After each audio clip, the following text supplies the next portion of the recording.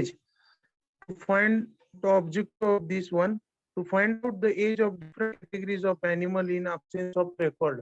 जर आपल्याकडे त्याचं रेकॉर्ड माहित नसेल, वंशावळ माहित नसेल, कधी बर्थ डेट झालेली आहे, त्याच्यानंतर कधी जन्मलेलं आहे किंवा ते कोणापासून जन्मलेलं आहे, हे जर काय माहित नसेल तर आपल्याला त्याचं वय कळणार नाही. अशा वेळेस आपल्याला त्याचं वय काढणं गरजेचं आहे. कारण का आपण खरेदी करत असताना दूध उत्पादन देईल किंवा किती दिवस शेतात कामाला येईल त्यासाठी वय आपल्याला काढणं गरजेचं आहे. Next, to estimate the price of animal for the purchase. मी सांगितलं आता तुम्हाला की खरेदी करताना ते जरासं वय काढणं आपल्याला गरजेचं आहे.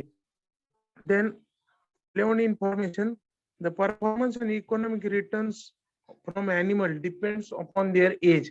जनावरांचा जो परफॉर्मन्स आहे, दूध देण्याचा असू दे किंवा ओढकामाचा असू दे किंवा मीट पर्पजचा असू दे, कुठला जो परफॉर्मन्स, सगळ्या प्रकारचा जो परफॉर्मन्स आहे तो त्याच्या वयावर डिपेंडन्स असतो. Hence the age estimation is an important factor in the selection and purchase of animal. त्यामुळं वय हा सगळ्यात महत्वाचा फॅक्टर आहे. कशासाठी? तर ते जनावर निवडण्यासाठी आणि खरेदी करण्यासाठी. Medicine does not decided according to their, mike बंद करा कोणाचं असतं ते. Medicine does are decided according to their age of the animal. जनावरांचं जसं वय असेल, मनुष्याचं जसं वय त्यानुसार डॉक्टर काय करतात? मेडिसिन देतात. तसंच जनावरांचं जसं वय आहे त्यानुसार त्यांना आपण मेडिसिन आपल्याला देता येतं. Sense of this record, it becomes necessary to determine the age of animal by indirect method. जर आपल्याकडे कुठल्याही प्रकारच्या जनावरांचा रेकॉर्ड जर नसेल तर रेकॉर्ड नसल्यानंतर आपल्याला एज आपल्याला कॅल्क्युलेट करता आलं पाहिजे. These are the three methods of aging of estimations of animal: by general appearance, by number of horn ring method and dentation method. आपल्याला जनावरांचं वय काढताना तीन पद्धतीने आपण काढू शकतो. जनरल अपिअरन्स म्हणजे काय? तर आपल्याला जे डोळ्याला जे दिसतंय, डोळ्याला दिसण्याच्या अनुमानानुसार त्याचं वय. त्यानंतर बाय हॉर्न रिंग मेथड म्हणजे शिंगावरती काय असतात? रिंग याचे अशा प्रोड्यूस होतात, तर त्या रिंग किती आहेत त्यानुसार जनावरचं वय निघतं. त्याच्यानंतर and the dentition method. Dentition म्हणजे दातावरनं. डेंटेशन म्हणजे काय? तर दात किती आले त्याच्यावरनं वय काढणे. First one, precaution is there. Approach the animal carefully. जनावरांचं व्यवस्थित जवळ आपल्याला जायचं आहे. Then handle the animal kindly. ते जनावर व्यवस्थित सांभाळायचं आहे. Then take normal animal for estimation. Normal animal घ्यायचं नाही, आपण घ्यायचं नाही. Animal for different age groups, herd, register, travis, rope, दोरी वगैरे आपल्याला गरजेची आहे. Okay, let's see this first one, determinations of age general appearance. डोळ्याला जे आपल्याला दिसते त्याच्यावरून आपण वय काढणे. Dairyman makes certain observation on the animal and estimate the age on the basis of breed, temperament and type of animal. जो डेअरीमन असतो, जो गुरं सांभाळणारा असतो, तो त्याच्या पर्टिक्युलर ऑब्झर्वेशन नुसार किंवा जातीनुसार किंवा त्या जनावरांच्या तापटनुसार ह्या काय करत असतो, त्याचं वय वगैरे सांगत असतो. किंवा shining and tightness of the skin म्हणजे काय? जर स्किनला जर चकाकी जर जास्त असेल तर तो काय सांगतो? This one is a younger animal. आणि जर चकाकी कमी झाली, ड्रायनेस झालं, ओके, खरबडीत जर स्किन लागायला लागली तर तो म्हणतो जनावरांचं वय झालेलं आहे. आणि स्किन जर शायनिंग असेल, चकाकत असेल आणि त्याची जर हेअर जर स्मूथ असतील तर तो म्हणतो काय? यंगर अॅनिमल आहे. ओके, तर ह्याच्यानुसार एक जनरल आपण ठोकताळा फक्त सांगू शकतोय.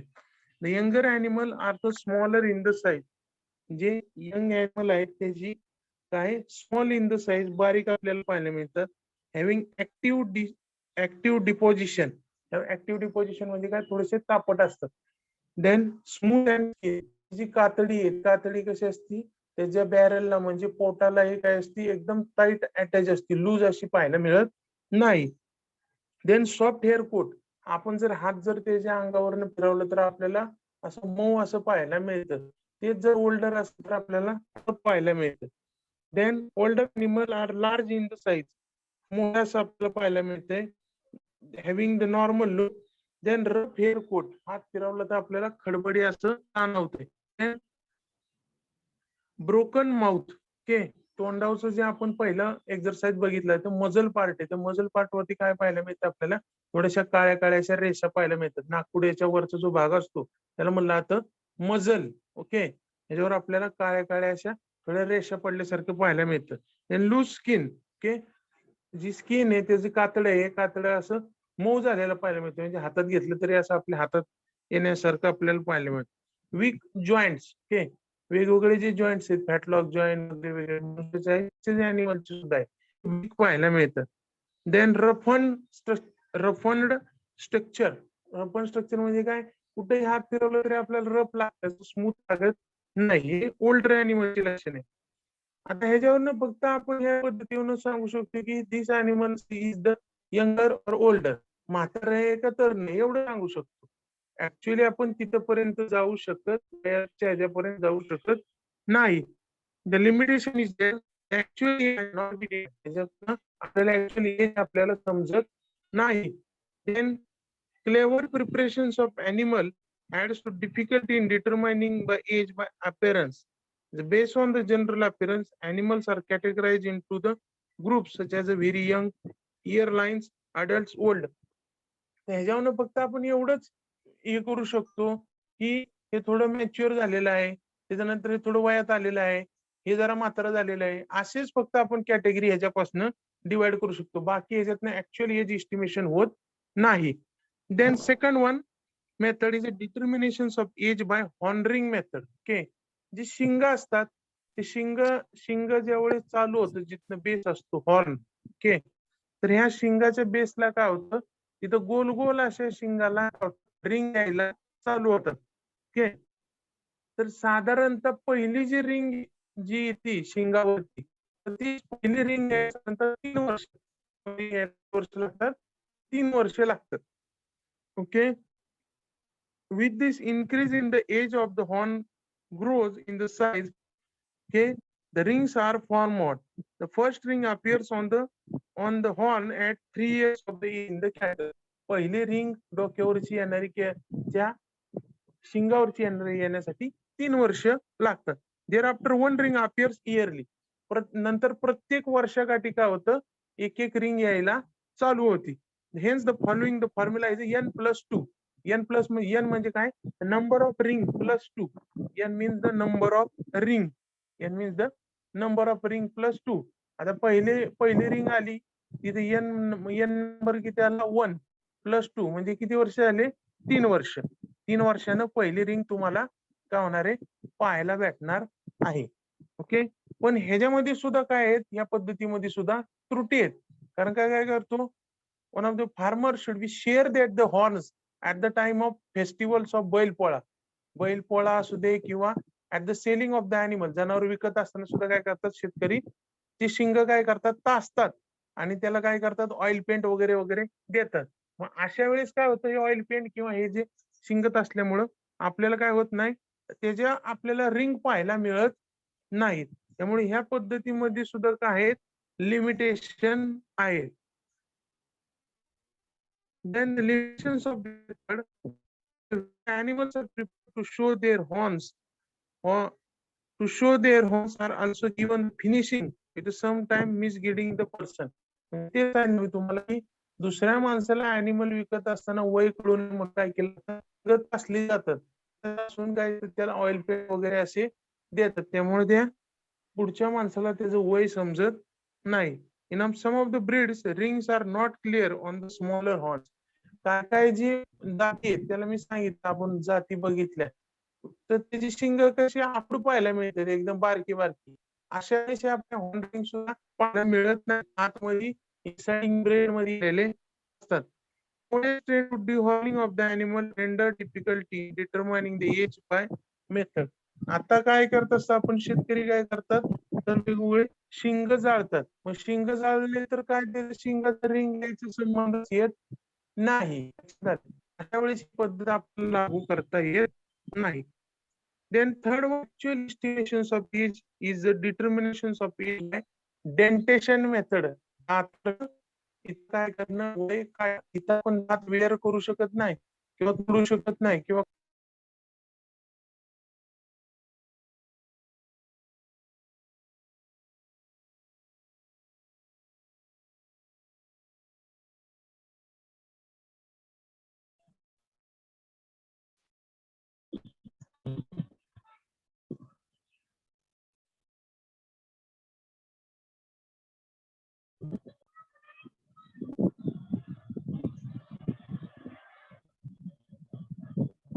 Marble. Shardul marble. Shardul marble कोण आहे? शार्दुल मार्बल. हा, ओके, धन्यवाद.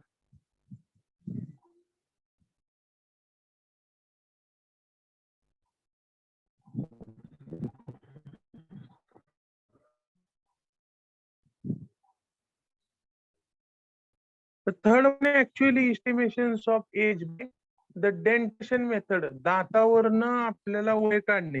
Okay, let see this one in the table of the beings. आता दाताचे महत्वाचे 4 प्रकार पडतात.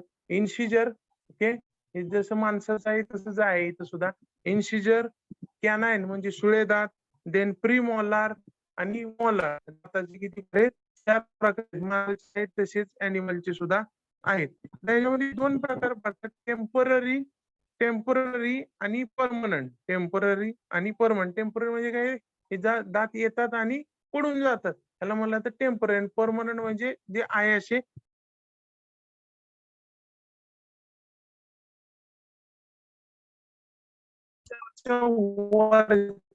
साईड कुठल्याही प्रकारचे आपल्याला दात पाहायला मिळत नाहीत.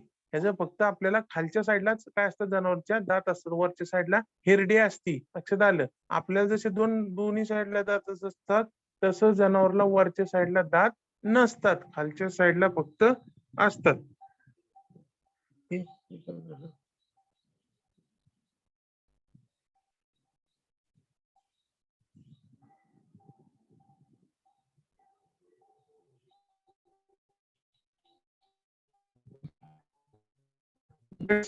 Incisor of beings for the lower जॉ.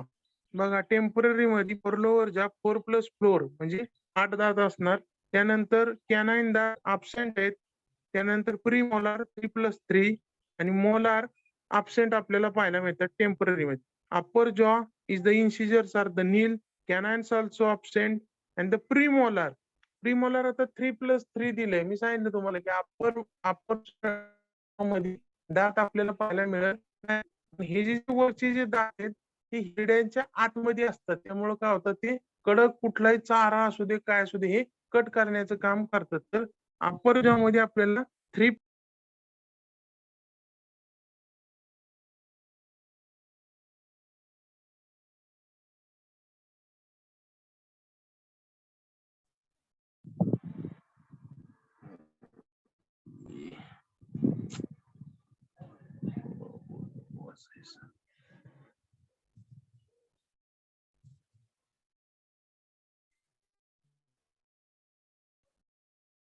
टेम्पररी टीथ आपल्याला 20 पाहायला मिळतात आणि परमनंट टीथ हे 32 पाहायला मिळतात, 32. ओके, देन द लोअर जॉ, the incisors in permanent are 4+4.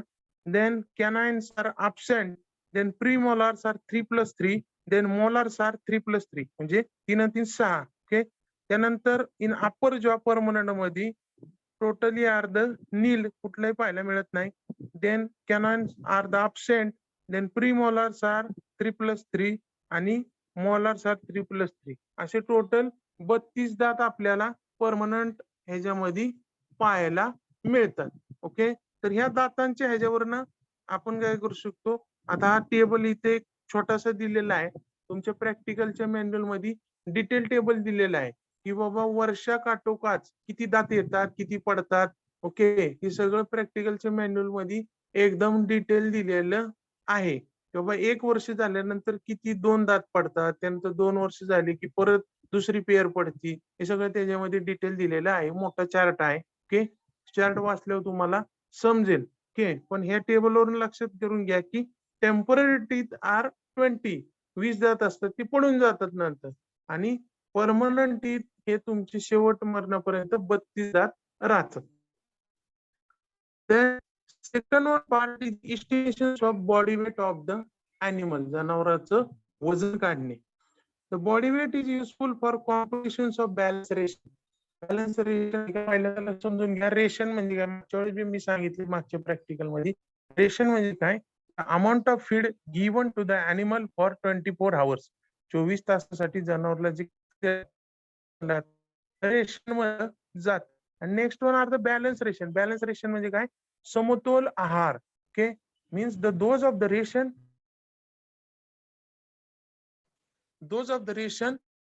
should be the all of the nutrient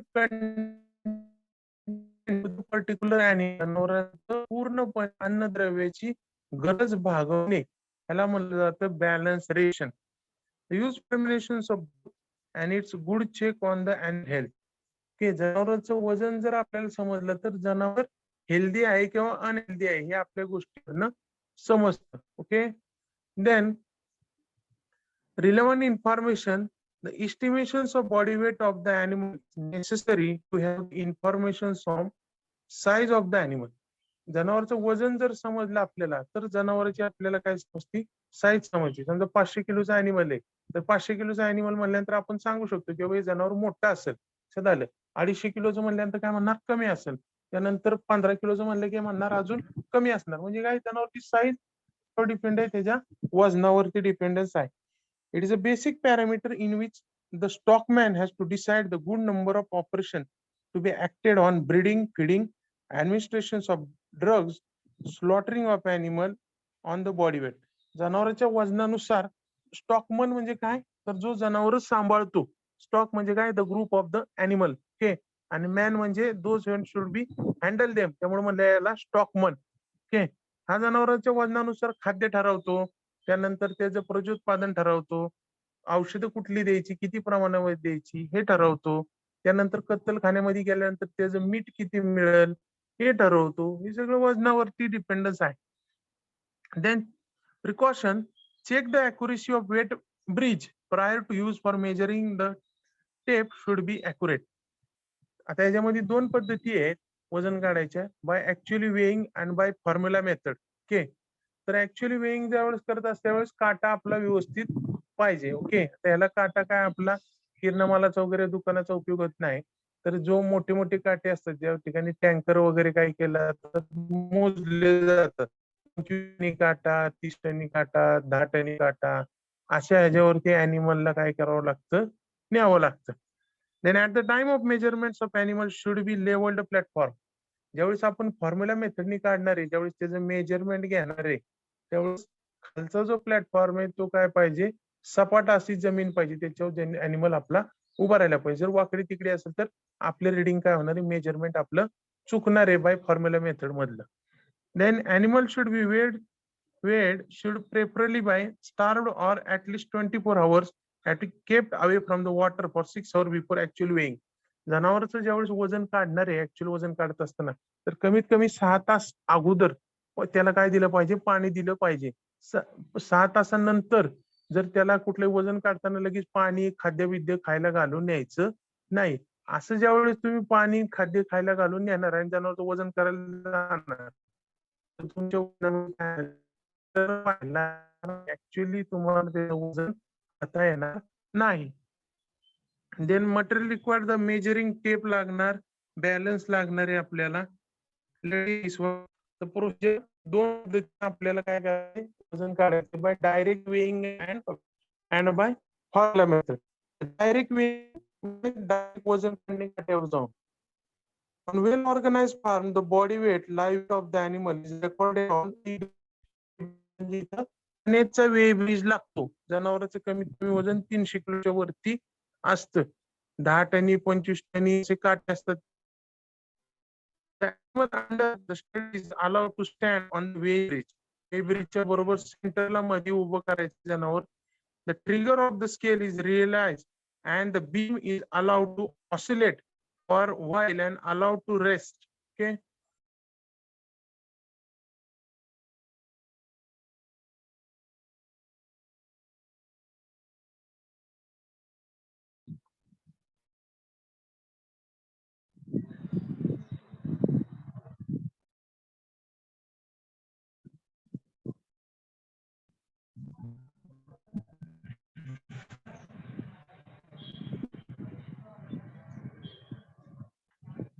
पहिले वजन काट्यामध्ये काय असायचं, ट्रिगर असायचा. म्हणजे ट्रिगर तुम्हाला ऍडजस्टमेंट करायला लागायचा आणि बरोबर तिथपर्यंत केलं की जनावर वजन पडलं त्याच्यावरती की तेवढं वजन यायचं.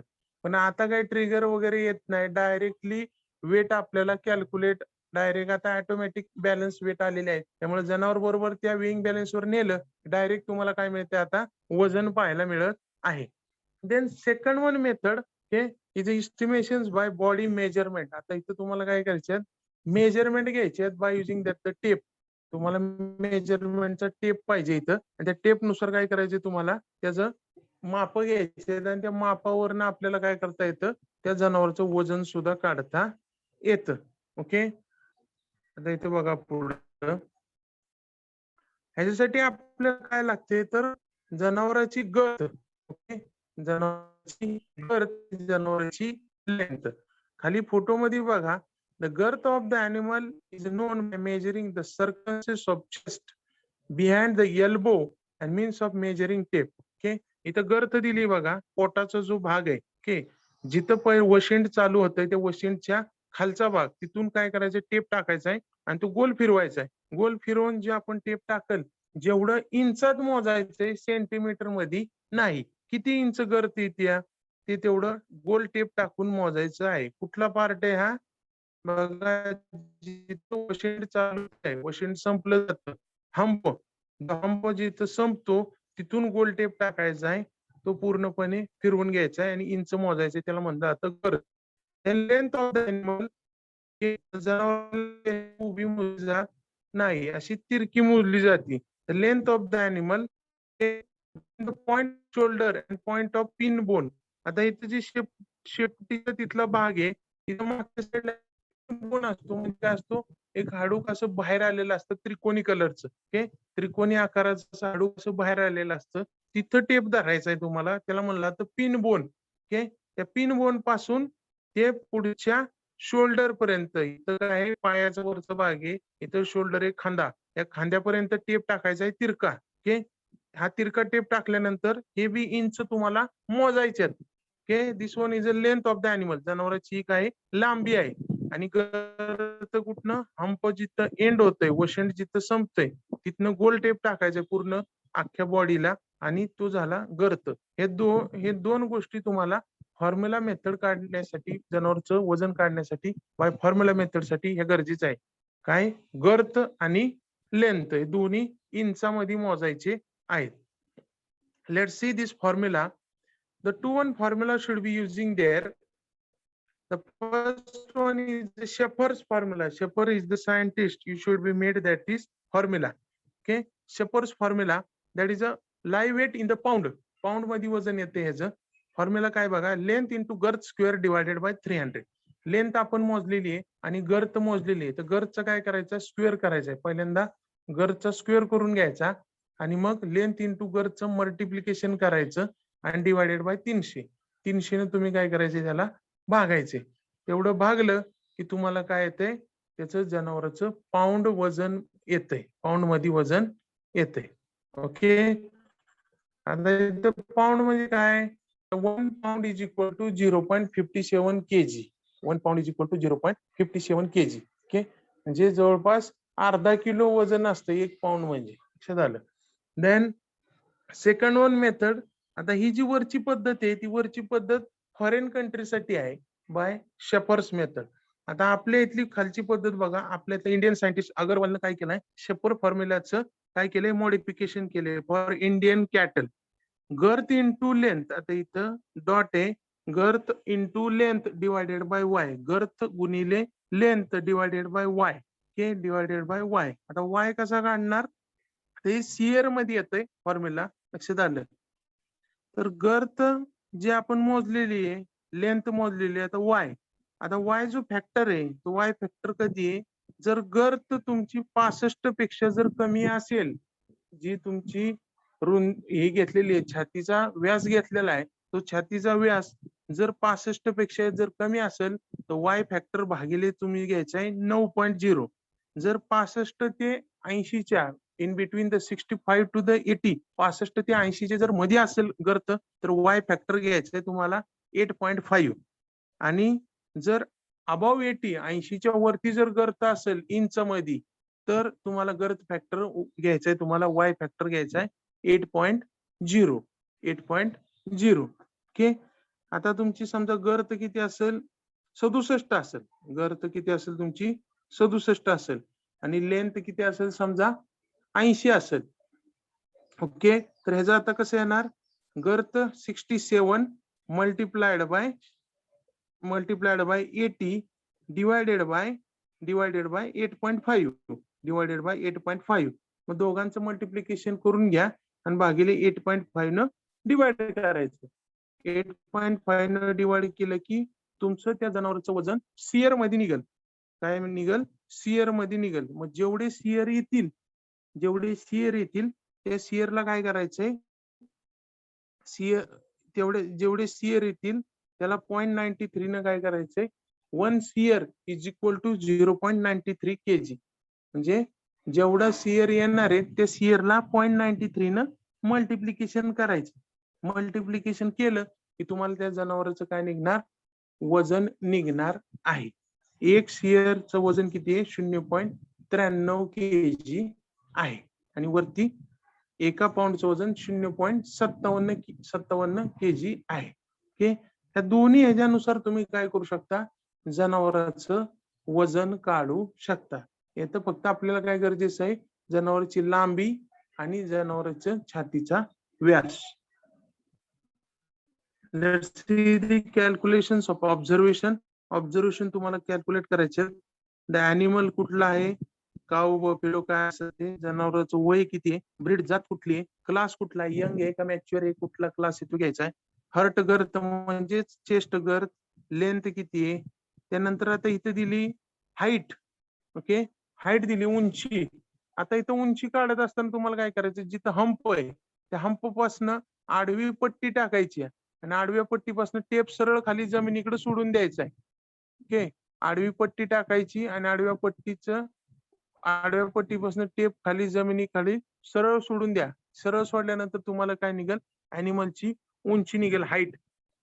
देन पोस्टेरियर गर्थ म्हणजे काय, मागच्या साईडला जो आडर आहे, जिथं कास आहे तिथनं गोल टेप टाकायचा आहे, त्याला म्हणलं तर posterior girth. Okay, then weight in kg estimated आणि ऍक्च्युअल. इस्टिमेटेड म्हणजे काय, बाय फॉर्म्युला मेथड, फॉर्म्युल्याने काढलेलं, आणि ऍक्च्युअल म्हणजे काय, ऍक्च्युअल काट्यावर नेलेलं वजन. ओके, हे दोन्ही वेगवेगळं आहे. ओके, तर इस्टिमेटेड आणि ऍक्च्युअल मध्ये स्लाइटली थोडाफार फरक पडतो.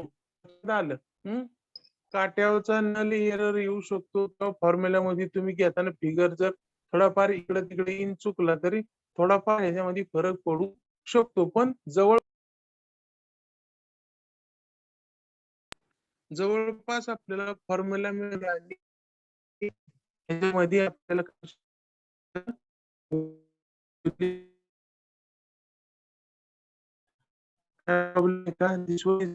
Number estimations of body, then age of the animal, जनावरचं वय कसं काढणे आणि वजन कसं काढणे. हे फक्त मेजरमेंट तुम्हाला इंचामध्ये घ्यायचं आहे. ओके, काय प्रॉब्लेम आहे का?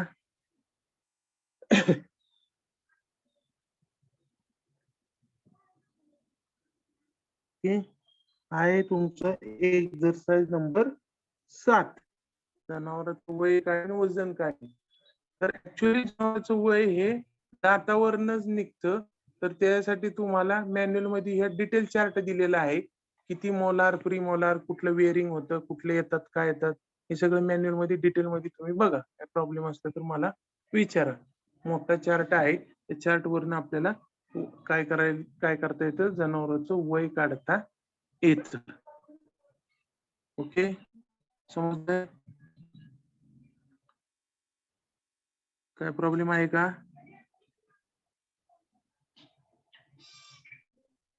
नाही. ओके, मीटिंग तुमची आता एंड करतो.